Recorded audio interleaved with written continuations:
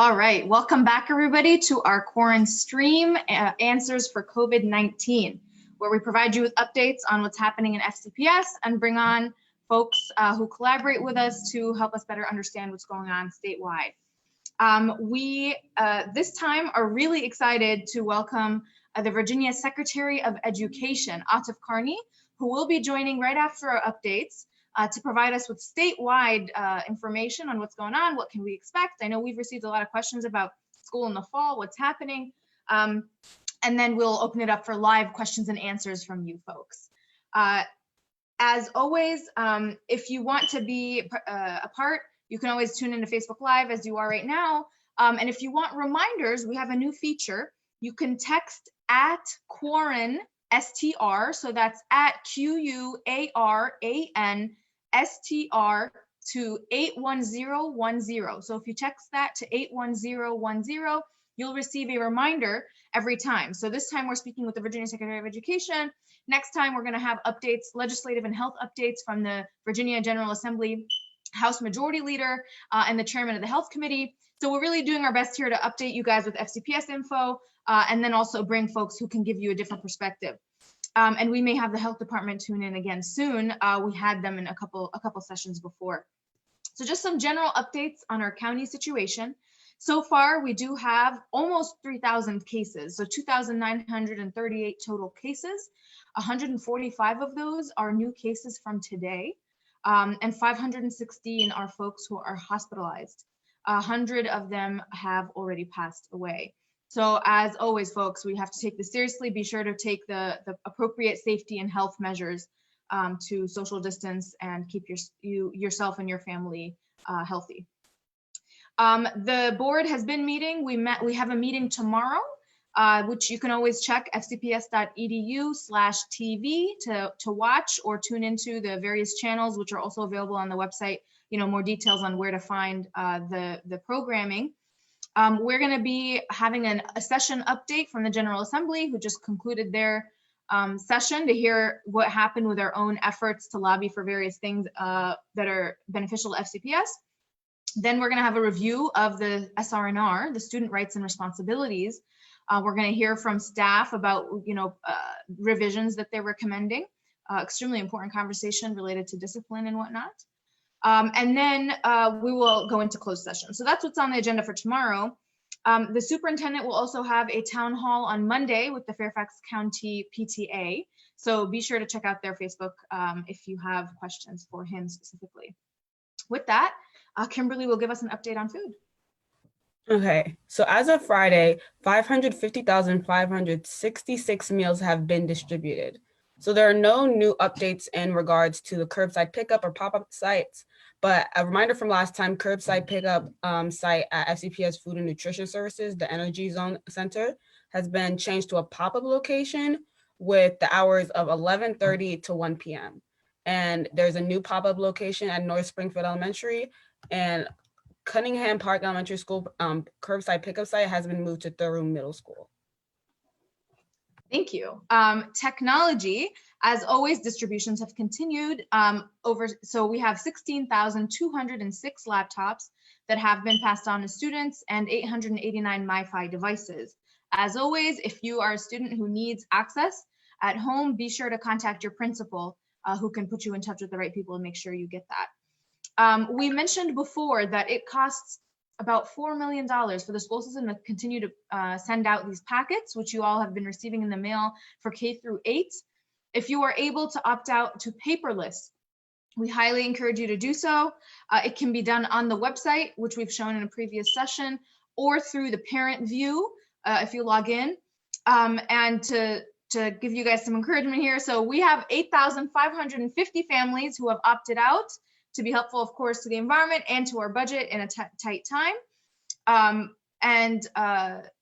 We have 190,000 students. So we still have a lot more work to do. Hopefully you can be amongst them. Finally, Blackboard, as we've mentioned before, Blackboard 24/7 Learn is no longer being used for video synchronous learning. Instead, the move to Blackboard Collaborate Ultra and Google Meets is continuing. We received an update as the board from the superintendent just 2 days ago on that. So far, we have on Wednesday, there were 23,409 live sessions with 72,577 students who attended. And on Thursday, 37,642 sessions were launched with 149,000 attendees. So it's been rolling smoothly so far. We're going to continue monitoring for sure. And staff have been meeting with Blackboard on a daily basis to make sure that we're setting things up effectively. Kimberly will talk to us a little bit more about academics. So the May and June SAT administrations have been canceled, but starting August, the College Board will be administering the test every month through the end of the calendar year. So the SAT will be a remote testing program for the late fall, early winter season, and is currently working to see how they can consider equity issues and access. Secondary students, third and fourth quarter report cards will be physically distributed unless you opted out of the mailing service. They will be sent out by May 23rd, and elementary school students who will not be able to go paperless can view parent view or student view on May 9th at 6 a.m. And it should be available at that point. Yeah, it should be available by May 9th. And to also see the access to the gradebook and report card modules will be closed from May 1st at 4 p.m. to May 9th at 6 a.m. So third quarter grades will be finalized at that point and be updated at that point too. Great. Thank you, Kimberly. Regarding special education, so the Department of Special Services has developed a confidentiality notice for parents and guardians that is related to Blackboard Collaborate Ultra and Google Meets. So the disclosure to make sure that there's no disclosure of student information. We've heard some concerns from the community, as well as to make sure that they're protected. That can be accessed under the Academics and Continuity of Learning Plan on the website under Distance Learning Plan for Students with Disabilities. So that is a new update. Be sure to check that out if that was of concern for you. Kimberly, go ahead on employees.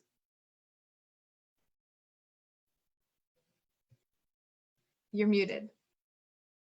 Yeah, I think I might have clicked off for a second. So let me just hop in right quick. No worries. So the board last week voted on extending temporary pay for temporary workers. And the decision was to continue that until May 8th.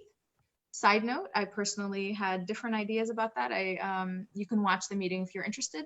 But in any case, so any temporary worker in FCPS should expect to be paid up to May 8th. In addition, for staff, third quarter grades should be finalized by May 8th at 11:59 p.m. Your supervisor will certainly be contacting you about those expectations.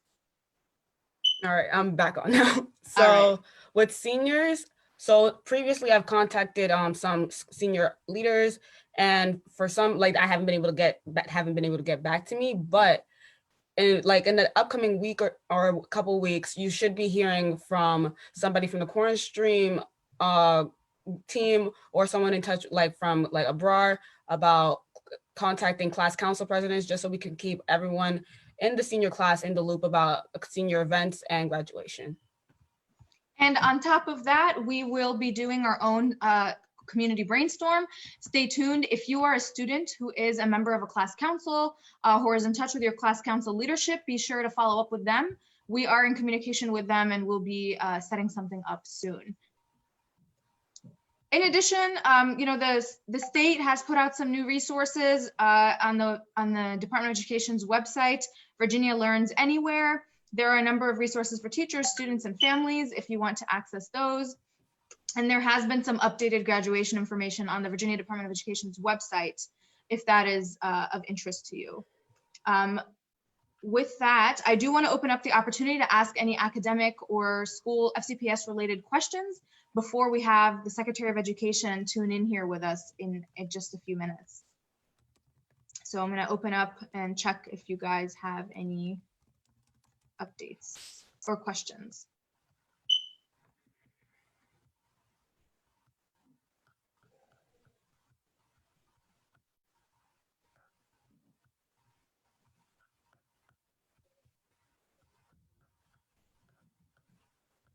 In the meantime, I do want to show folks where you can view the agenda for the following meeting. If we go to, give me 1 second here.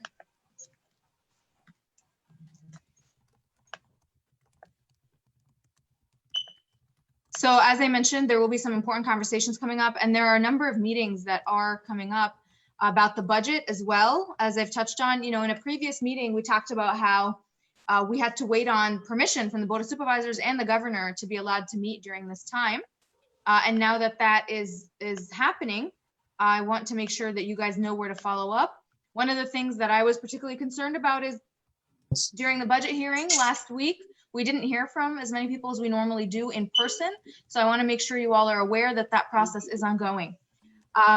With that, we are being joined here by the Virginia Secretary of Education, Atif Qarni. Welcome. Hey, Abrar, how are you? Good evening. Good.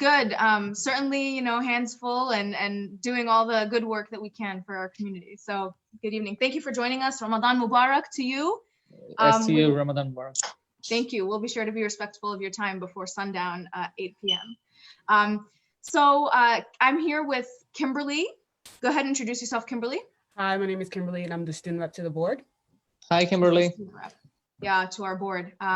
So we'll start off, just give us a bit of an overview, Atif. What has it been like for you? What have you guys been working on? And then we'll get into a number of questions that I know the community has. So thanks again for joining us. Of course, thank you. Well, as you all know that we've been out of school for quite a bit now. On March 13th, when the governor issued the schools to be closed for, initially it was for 2 weeks. The reason we did that, we wanted to take a few days to consult with our health experts and epidemiologists and looking at all the models. And after a lot of guidance from them, we made a decision. It was a tough decision, but I believe it was the right decision to close out the schools for the remainder of the academic year. Even though the school buildings are closed, a lot of the school division, as you know, including in FCPS, they're working on some form of distance learning, which is a very new, uncharted territory for a lot of our school divisions. And they're quickly ramping up in that space across the Commonwealth. So what we've been working on right now is we formed a COVID-19 education task force based out of our office, which comprises of experts all across Virginia in early childhood, in K-12, and in higher ed. And in that group, we have both public institutions and private institutions engaged, and also experts who are focused on special education or English language learners. We have superintendents on there, university presidents, some students, and both in the K-12 and higher ed setting as well, which is working on both. They've been working on response, but the main focus is on recovery, on how when we do eventually get the green light from the health experts to open schools up, when is going to be answered by the health experts, and they'll collaborate with the governor when we get the green light. But there's a lot of hows that we have to answer, and like how we open up schools, whether they're in a traditional brick and mortar setting if we have the green light, whether it's in a hybrid approach, whether with limited class sizes and so forth, whether it's an extension of virtual learning. So we're looking at all different models, and we have a matrix of sorts running that provides an intersection between when the schools open up and all the hows on how we're gonna address that. Keeping in mind is that it is our responsibility, both at the state and the local level, to make sure that we're providing an equitable education for all of our students, making sure that we have a lot of students who are underserved because there might be issues with technology. There's a digital divide. There are also students with special needs who maybe cannot necessarily provide fair and equitable education through a virtual setting. So how do we provide compensatory services, and how do we make up for the lost time? So that's something the school all divisions across Virginia are working on with our Department of Education. and also students who are, whether English is a second language or a third language for them and so forth. And you all are aware of all the different inequities that exist in our system. So there's a lot of moving pieces that are going on, and we're working on answering questions about graduation, about accreditation, about assessments, variety of things. So that's what the task force is focused on. Having said that, I'll turn it to you because I know you sent me a list of questions that members might have. Sure. So I'll turn it to you also, let you all ask. But before I turn it back to Abrar, is that if there is a question that we don't get to, we are on a daily basis updating our website, DOE.virginia.gov. So your listeners, I recommend that they have saved that in their favorites. Is DOE.virginia.gov, and it has hundreds of questions answered. We have it's right on the front page. It's a COVID-19 response page we've created with the FAQs that we're updating regularly. So I would really encourage you to do that. And one last thing I'll say, and I promise this will be the last thing. You're good. I do want to give a shout out to all of our, all of the teachers, all of the educators, all the school board members, all the folks in the, your superintendent and his office team. I know you all are working around the clock to address a lot of challenging issues. So I really appreciate that. And our school nutrition workers across the state have done a phenomenal job. We're serving almost 250,000 meals every day in 1,200 sites. And I was on the phone with USDA folks, and they were saying like Virginia has one of the most organized and impressive programs for school nutrition across the country. So that's something that we do want to recognize, is that folks are really working hard. And I've been to some of these sites, and they're out there Monday through Friday, preparing meals, distributing meals in a safe, social distancing way, in guidance from their local health departments. So that's something that we definitely want to celebrate. All right, back to you. Thank you. No, extremely important. I appreciate that. In addition to, our technology staff and everyone who's kind of putting themselves at risk by leaving their homes to provide essential services. So absolutely warranted. I'm grateful you did that. I did want to ask you, especially for most of our viewers here, probably from Northern Virginia, given that I serve in Fairfax County, what is it like for you considering the entire state? What are some of the considerations that you have in mind? Maybe some of the oversights that we have being in Northern Virginia, but you overseeing the interests of everyone and then providing guidance to us. How are those considerations different for you? Right. So we have 132 school divisions in K-12 setting. We have almost 1.3 million students, right? So it's a lot of families. We have very small divisions, a division that might be as small as 700 students, and division that's as large as almost 109,000 students. Because FCPS is our largest division, it's larger than many of the states. Some of this, so we have there are a lot of similarity, but there's a lot of differences. Also, with lack of broadband access in a lot of our rural areas, so there's a different perspective there when we make some policy decisions about virtual learning. A lot of times, folks ask me, is that, well, why isn't the state just coming in and issuing a same guidance across the board? Sometimes it's necessary, like for closing out schools for the remainder of the academic year was absolutely necessary, and we had to step in. It was because we have safety is our number one priority, making sure we're keeping all Virginians safe.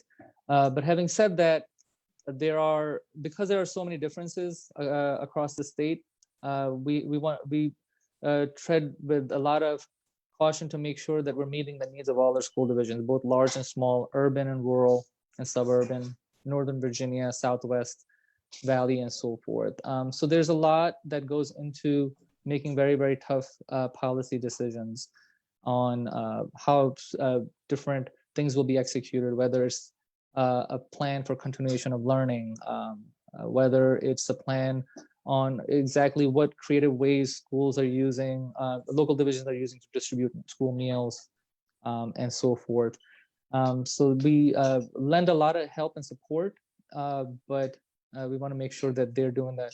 Also, one thing is that it might not come up in your Q&A, but I do want to mention is that as we are analyzing what's happening with our budget, because we had a historic budget, if you'll go back 5 or 6 weeks ago, we were going to have a significant amount of money going into K-12. It was a great budget.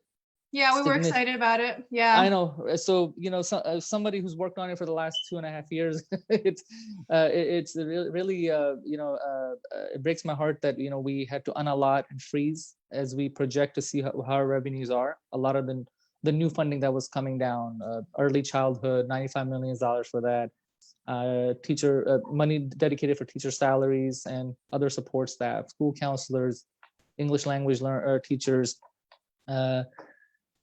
school nutrition and so forth.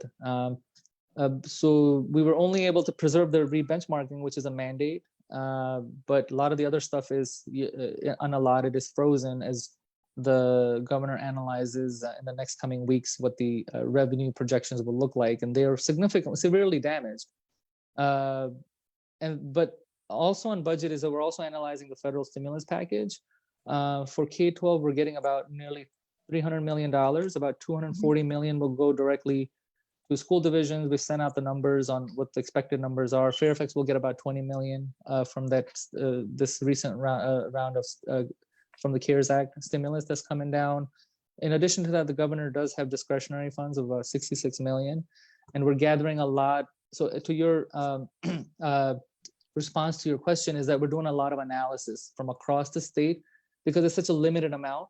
And we want to make sure that we spend it right. And there's no perfect way of spending it because everybody has different perspectives on how we should spend it. And we're hearing from all stakeholders, but that's a decision in the coming days that will have to make it really in guidance with a lot of people. All right, that was it. So yeah, no. I was actually, my next question was going to be about the fiscal forecast and the CARES package. So that was perfect. And in terms of the negotiation of that $66 million that the governor has, what does that look like, or what is your involvement in that been, or is that yet to happen? Right. So, I'm getting a lot of feedback, getting a lot of requests before I put a proposal in front of the governor. So the $66 million can be used for early childhood. It could be used for K-12. It could be used for higher ed. There's a lot of flexibility there, but it's a very limited amount. So I'm getting a lot of feedback from all different stakeholders. And after we've received all the feedback from a lot of stakeholders, I'm going to take a lot of guidance also from VDOE, from State Council for Higher Education that works with their institutions. I'm on regular phone calls with our superintendents and with our council of presidents and other stakeholders. And then we'll put a proposal in front of the governor to review. And this ultimately, it'll be his decision because it's his discretionary funds on how he wants to spend the $66 million. Yeah, no, thank you. It's important for the public to know, there's constant communication. A number of the things that we presented to you guys in previous sessions and whatnot was, well, VDOE guidance is XYZ, right? So there's a constant process there. Thank you, Atif. So I'm just taking a look here at some of the questions.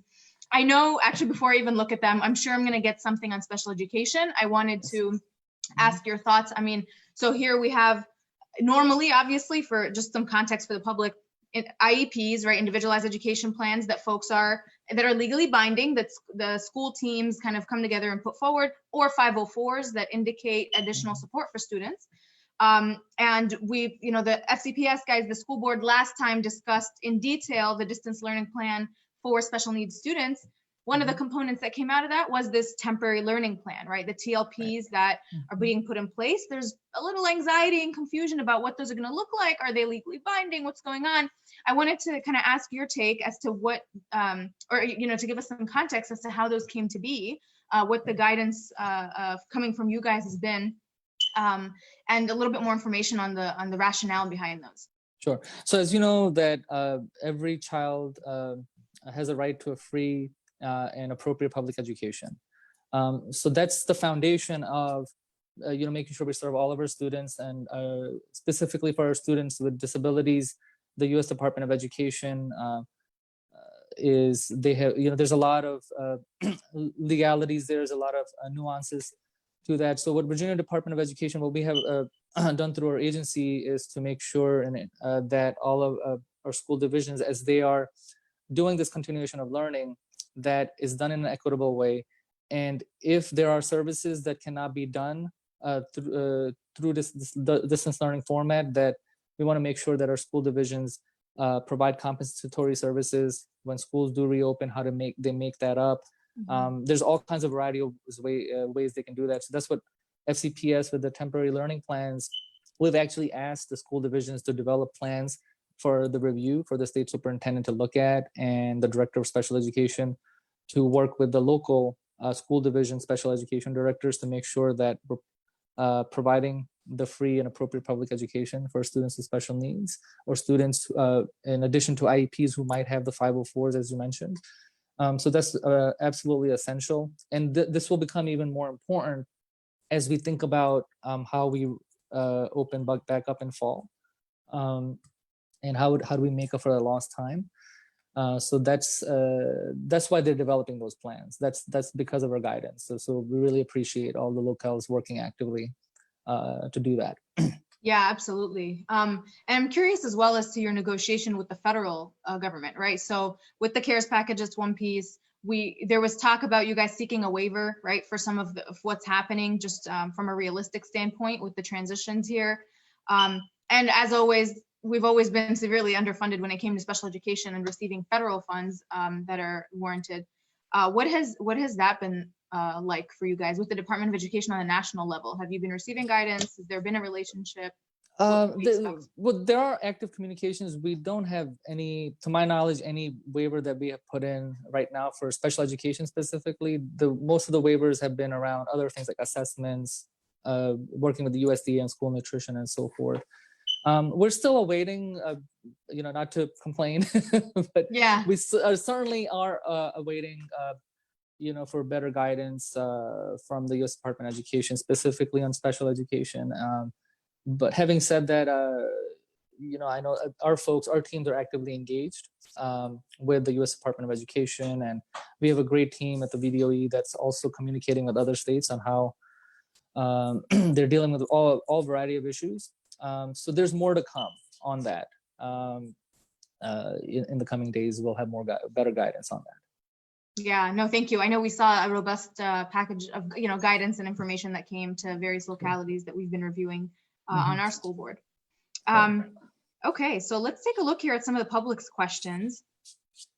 The expected question that I should have preempted here. Are we expecting to continue with closure? Is it going to be extended? Do we have school next year? I mean, on the county level, we've always said it's a constantly evolving situation, but you'll have the opportunity to answer that. Right. As you know, the governor had on his press conference on Friday talked about putting up a task force that was specifically for how businesses transition and into maybe we lift restrictions and so forth. But that's still ways out. We're looking at a lot of different models. A lot of people might be familiar with the different hurricane models, where it looks like spaghetti lines and it might hit at a certain time, at a certain location and so forth. So using that analogy with COVID-19 and what the curve looks like, we're analyzing all kinds of models, right? So one model said that Virginia peak was going to be early May. The UVA model, which is Virginia specific, saying that the Virginia peak could be late July, but that takes into account a lot of restrictions being lifted. So that's in their algorithm. So there's a lot of analysis that the governor is doing with our healthcare, the experts with the Virginia Department of Health and the epidemiologists for providing them a lot of guidance. And they're the ones who are going to give us the guidance and make a determination on how, when, to answer the when. Whether we're ready to go back in the summer if people want to start making up for lost time, or whether when is the green light given, because some of our school divisions are used to opening up mid-August, some open up right after Labor Day, so they're all over the place. So that when is going to be answered in the coming days. What universities are telling me, just for your awareness, is that they have to make some of these tough decisions by the end of May. So I'm in constant conversations with our institutions of higher ed and our community colleges. As a matter of fact, I have a call, the governor and I are going to be on a call with them tomorrow about, we have an equity symposium planned with their higher ed folks, and I'll be talking to them about looking at everything through a COVID-19 lens, because there's a lot of inequities that have come to the surface even in the higher ed space. So we're figuring out that in the entire continuum, in K-12 and in higher ed. So the when is not answered yet. I know I'm not giving you a definitive answer, but it will be in the coming weeks. But it's gonna be, I cannot emphasize enough, is that this is gonna be done in consultation with the healthcare experts. I hear, and you might hear about, some elected officials and other governors doing this and so forth, and lifting restrictions. I don't know if they're making the right decision. They know best what's best for their state, but I cannot emphasize enough that everything has to be done in consultation with the healthcare experts. So that's something that, stay tuned. I know there's a lot of unknowns, but we'll have answers hopefully soon for you. Yeah, no, absolutely. And one of the things I've been emphasizing too is the importance of waiting for some of that updated information, right? As the situation evolves, so we can make have proper judgment about what's going on. Right. So yeah, no, absolutely. Thank you. And what is that communication between you guys and the health department like right now? And do you anticipate that changing? How regular is it? Every day, multiple calls. Every day we have a daily update. By code, there was a team of VEST that was launched. It's co-chaired by our Secretary of Health and Secretary of Public Safety. And we have a daily update first thing in the morning, where the cabinet members can ask questions, and they do a daily briefing. And then we also have regular updates. We have an economic crisis team as well, because we have a healthcare crisis, we have an economic crisis. So that's been launched, and then other secretariats have launched their own work groups or task forces. So for me, because we are dealing with an education crisis as well as a result of it, so we want to make sure that we are thoughtful about it. That's why I've formed the work group that I have, and that's also staffed. On every call, we have somebody from the Department of Health on the call with us, thinking through everything we're doing. Yeah, no, absolutely. And to your point on gaps, on top of what we discussed with special education, what are there plans, or perhaps in the future, to figure some of the achievement gaps that we're going to see, or the what we're anticipating will come even for the average student? Right, exactly, and that's that's where we will really rely on the local divisions to develop plans to see how to address in closing that. And I've heard from a lot of parents, a lot of families, a lot of students about what's happening the remaining of the year, but even so, like the achievement gaps that will exist, and we will proactively work on those. One thing that I do want to emphasize, Abrar, for your viewers, is that we will have achievement gaps. We will take some time to address that, because it really compounds on the existing inequities that we have. Our economy was doing fabulous. We had the lowest unemployment rate. We're in a recession right now. Our unemployment rate is skyrocketed. Economy will bounce back. It'll take some time. But one thing that we can't bring back is lives. And the safety is really, really important. And I know some of these draconian policies might be really difficult on everyone, on creating these achievement gaps in education, creating severe impacts on our economy, but we have to keep people safe. So that's something that we have to keep in mind and stay strong through this, and hope for the best. And I also want everybody to remain hopeful and optimistic, is that this is a learning process for us, that we're really talking more and more about the existing inequities. So when we rebuild and reconstruct our education systems, we can address them even better.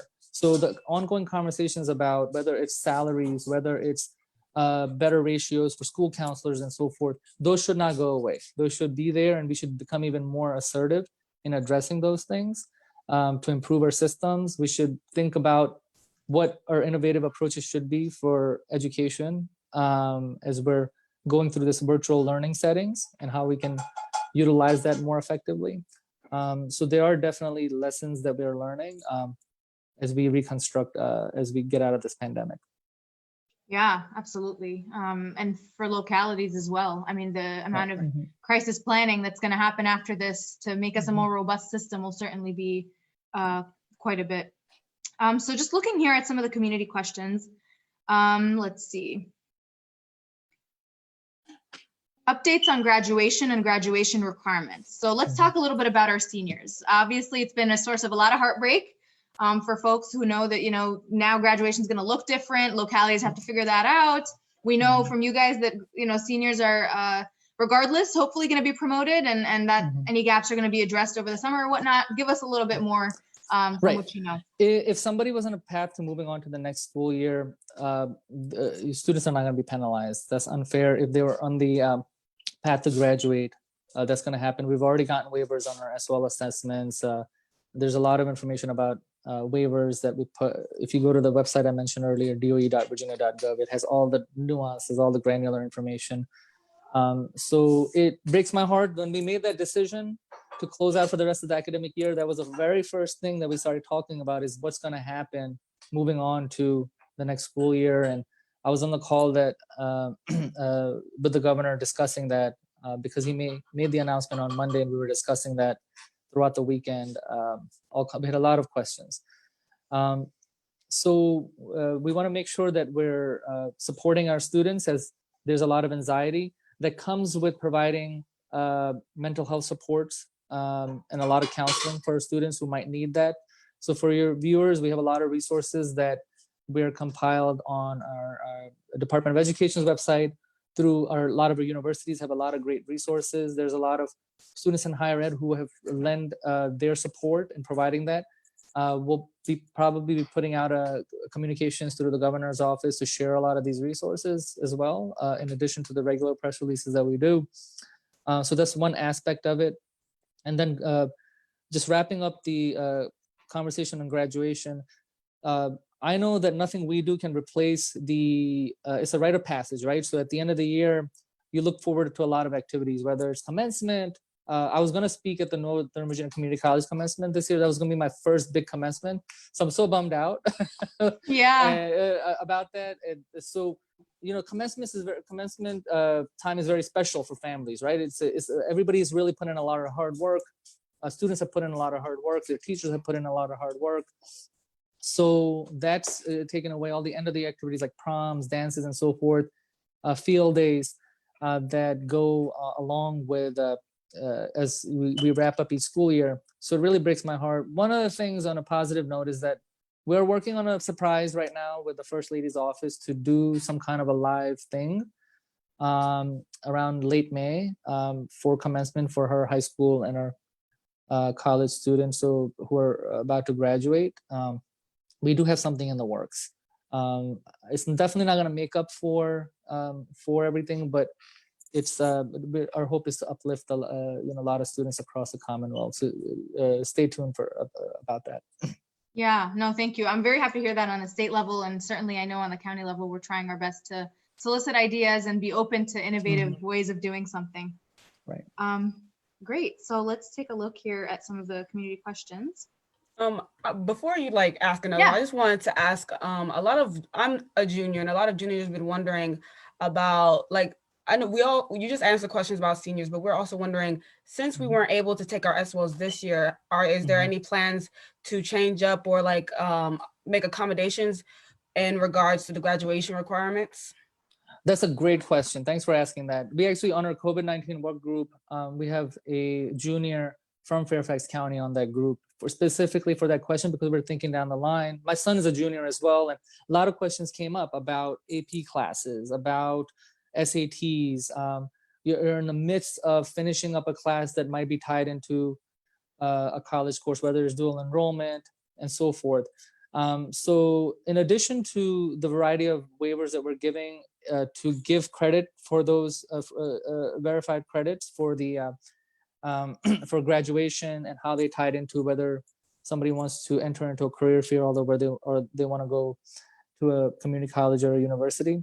So that's one of the things that the work group is also focused on. In addition to the work group, we have in our K-12 Department of Education, we have created 2 task forces. One specifically is focusing on accreditation. Another one is focusing on the overall recovery thing. So they're addressing a lot of these questions. And a lot of your answers that you have will be answered in the coming days as we're looking at all the details. And in this space, the U.S. Department of Education has been really helpful with assessments and accreditation. They've been helpful, and not to toot our own horn, but at the state level, we've been really flexible as well. So we don't want to hold any students at harm because there's a lot with underclassmen, the sophomores and juniors and freshmen and so forth. They'll be dealing with a lot of those issues. So this is something that we'll be addressing for the next few years. As some questions might come up that we might not have anticipated. So that great question. Thank you. Abrar, you're muted. Yep, the fun of live streaming and doing things at home. Okay, so Jenna has a question for us here. Are options to stagger in-person schooling an option under discussion and consideration? I have seen that mentioned in the media, but in highly populated areas, this does not seem feasible. Stagger education? Yes. Meaning like staggering like schedules? Can you be a little bit more specific? Yeah, I think my understanding from this question is staggering in-person schooling. Oh, staggering in-person schooling. Understood. Got it. So there are, like I mentioned earlier, is that as we have a matrix of things that we're thinking through, because if the health care experts might say that this coming fall, you're okay. We have the pandemic under control. You can go back to your traditional setting. So that could happen. Or it might be that they might say that we have to do some kind of a hybrid approach where we do have to do some kind of staggering, if that's the term we want to use, is where we want to do control class sizes, which allows for social distancing. With that, obviously, as you're significantly impacting class sizes and trying to do social distancing, you have to get creative with the schedules. And we realize there's a lot of challenges with that. So that's something we do have to think through and plan out if that's a possibility. And then the other bucket area is that do we extend virtual learning? And as you can imagine, there's inequities and challenges with virtual learning because the traditional setting of that human interaction, the face-to-face interaction is so critical. In my opinion, I'm a big proponent of technology and distance learning, but that does not mean that it's suitable for everyone. And that does not mean that's going to replace our traditional settings, right? And I hope that everybody realizes and has an appreciation for teachers and for our schools who get beat up a lot, is that those traditional settings are so critical. The social emotional supports that are so critical that our educators and our other support staff provide for students. Those are very, very critical. So going back to and finishing up your question about looking at the different models, everything is on the table. The only reason everything is on the table is that this is a novel virus and there's a lot of unknowns, and we have to plan for the worst. So we want to look at all the different scenarios.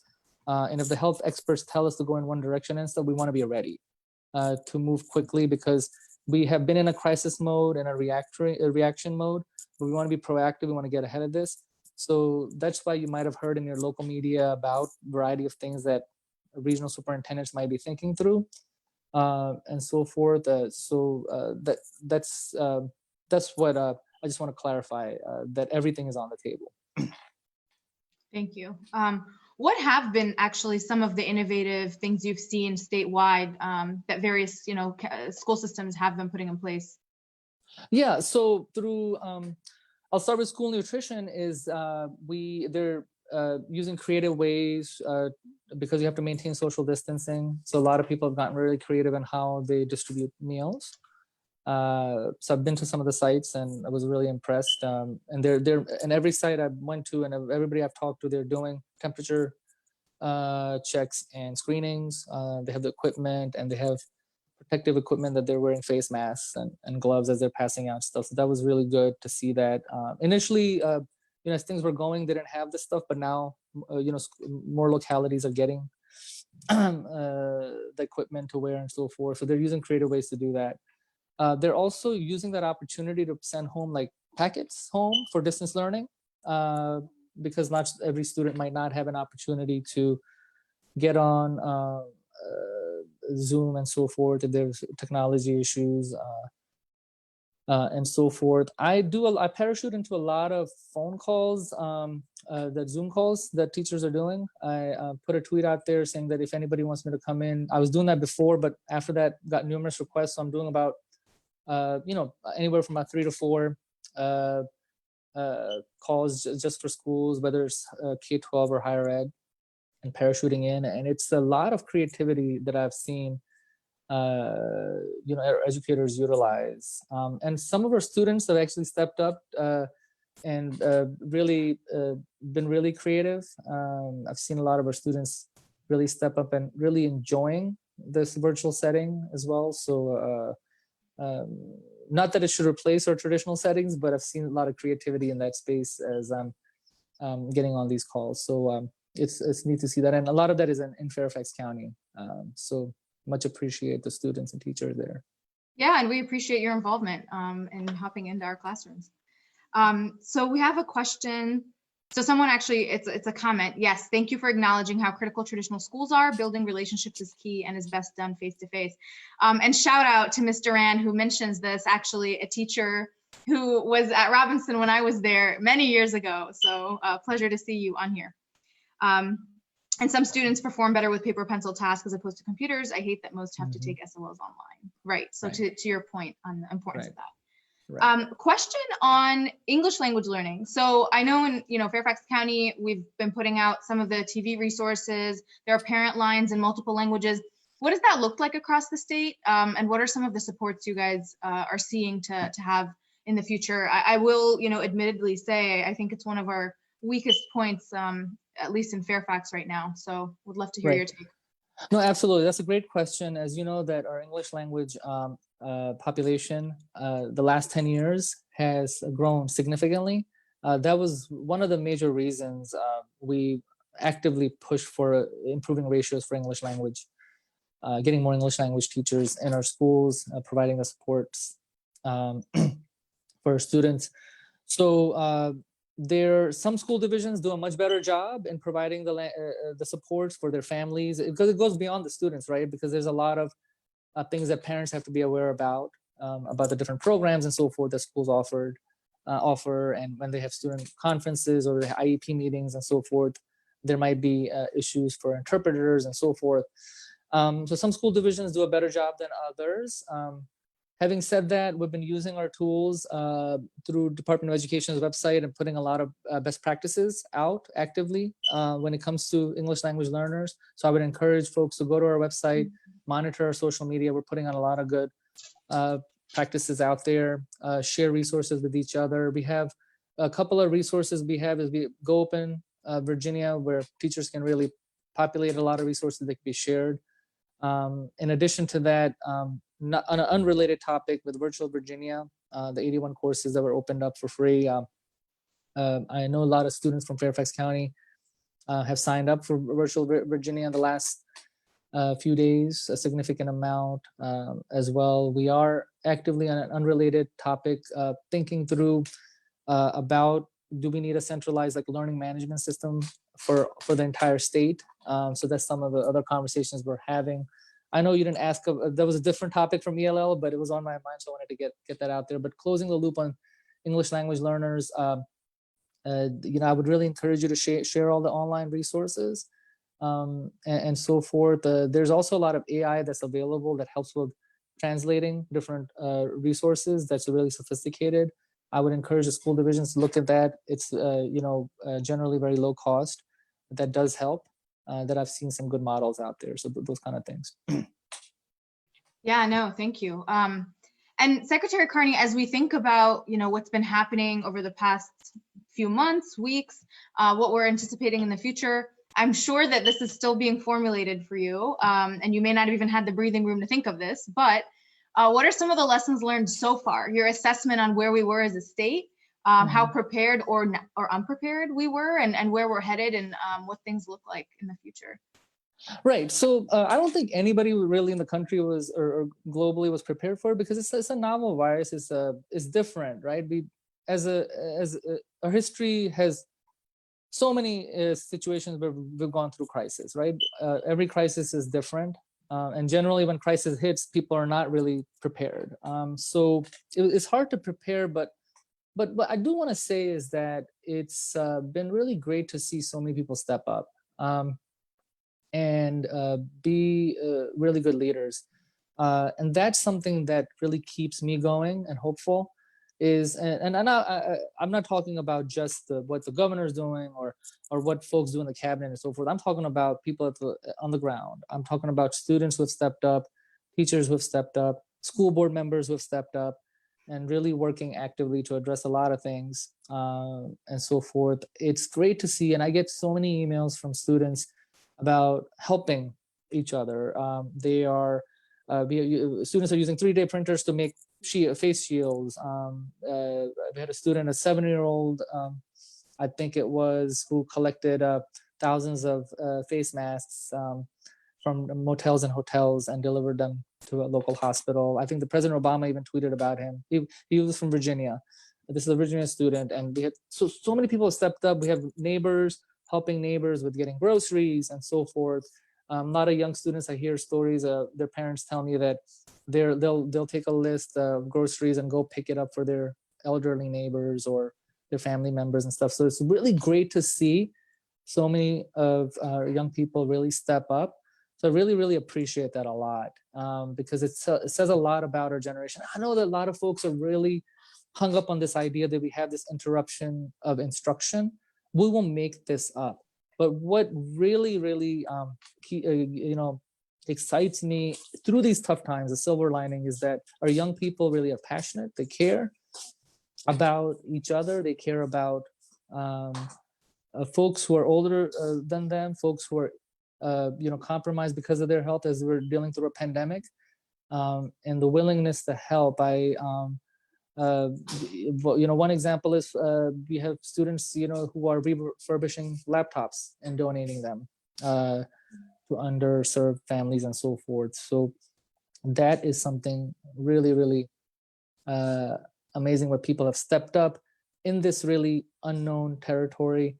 That's why I know that we'll come out of this better and stronger when we do. Yeah, absolutely. And as we wrap up here, because I do want to be mindful of iftar time for you. Sure.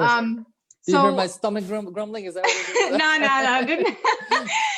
Not loud enough, but I'm sure it will be soon.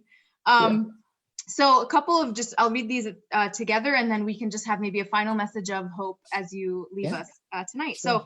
So someone asked, have you joined a kindergarten class for remote instruction? If not, Rolling Valley Elementary is looking for you. Okay. So maybe just give a tidbit on where they can meet you. They can email me the details to atif.qarni@governor.virginia.gov. If you Google it, my email's online. It's on my Twitter. And to answer your question, yes, I've joined. I actually have 2 kindergarten calls this week. I think one in Herndon and one in somewhere, another school division. And I'm reading a book, What Do You Do With an Idea is my favorite book, children's book that I have, that I've been reading, but I take a lot of questions and stuff. So there's a lot of cool activities. So yes, I'd love to do that. And That's awesome. What was the other question? I forgot the second follow-up question, Abrar. Oh, no, you're good. Someone was asking, what is the news about school reopening in August? We answered that already, but just, where they can find more information and a message of hope to leave them with. Yes, more information. I would constantly every day monitor DOE.virginia.gov. That is updated every day. That's all K-12 information. If you look at our social media through Twitter and Facebook, look at the governor's page, look at his press conferences, there's regular updates. So everybody will know right away when we make a significant decision about restrictions, school openings, and so forth. So that information will get out right away. So that's what I would recommend, monitoring all those sources. And then in closing, I know that as you're listening, you're going through challenging times. We're thinking about you every day. All the decision makers, the policy makers that I work with, the governor and so forth, we're thinking, everybody's on our minds. And this is a tough situation. It's, a lot of unknowns. There's a lot of anxiety. As you're sitting at home and you can socially interact virtually, but you're still not seeing folks. I have actually had a good state senator friend who called me. He's like, man, I haven't seen my friends in over a month. The only time was to go to the General Assembly session, and we were distanced and wearing face masks. And the only person I interact with is in my apartment building is the person who works there. And we don't get along that well. So he's like, and I'm like, no, try to get along with everyone. But the message of hope is that, we are going through this tough time, but we're going to come out of this. And we're going to be thoughtfully thinking about our systems as we rebuild and reconstruct them for the better. For a lot of our young people who you might be on, or teachers who are on, if you talk to young people, is that please take notes. Look at all the things that are happening, all the decisions that are being made, whether they're effective or ineffective in your opinion, and how you would go about handling this, because for the next generation, which is right around the corner and stepping up into leadership roles as the broader, as you know, how quickly that can happen, is that you want to be thoughtful about that. And I remain very optimistic and hopeful. As we get through this, please show empathy towards everyone, even the folks who are making decisions like your superintendents and school board members who might face challenging times, whether it's technology issues or so forth. Be understanding that folks are, in tough spots, and just show empathy towards your neighbors and so forth. Folks might be cranky in the grocery store because they're thinking about their safety and so forth. But it's okay. We will get through this together.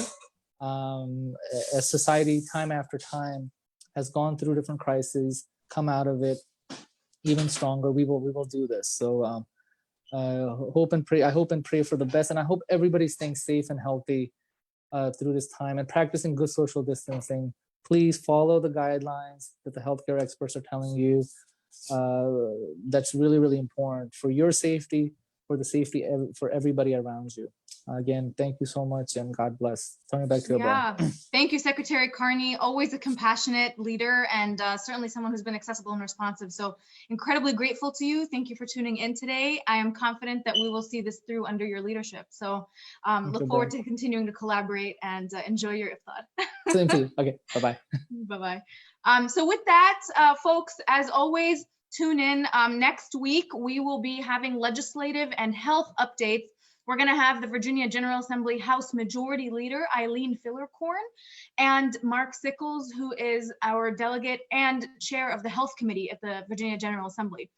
So really exciting opportunity to ask questions, to gain more information as the session has just wrapped up. And as always, you know where to find us. Our school board meeting is tomorrow, so tune in if you're interested in the conversations that we mentioned are going to be discussed. Check out board docs for more information, and we will see you on Thursday at 7 p.m. with Eileen Fillercorn, Mark Sickles, and Kimberly as always. Stay safe.